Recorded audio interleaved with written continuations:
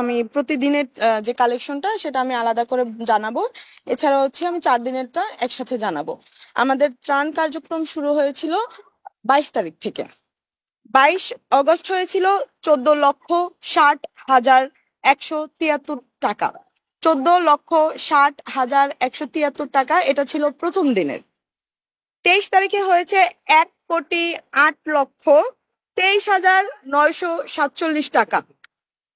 24 তারিখে হয়েছে, যেটা তৃতীয় দিনে হয়েছে গতকালকে, 2,32,47,470 টাকা।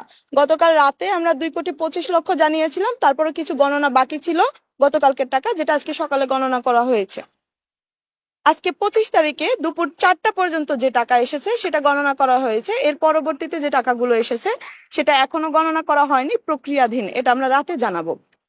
25 তারিখ দুপুর 4টা পর্যন্ত 23,90,000 টাকা। 25 তারিখ দুপুর 4টা পর্যন্ত 4 দিনে মোট যে টাকা এসেছে সেটি হচ্ছে 4,39,01,690 টাকা। আমি আবার বলছি, মোট 4 দিনে আজকে দুপুর 4টা পর্যন্ত এসেছে 4,39,01,690 টাকা। আর আজকে 4টার পরে যেগুলো এসেছে সেগুলো আমরা রাতে কাউন্ট করব। ধন্যবাদ।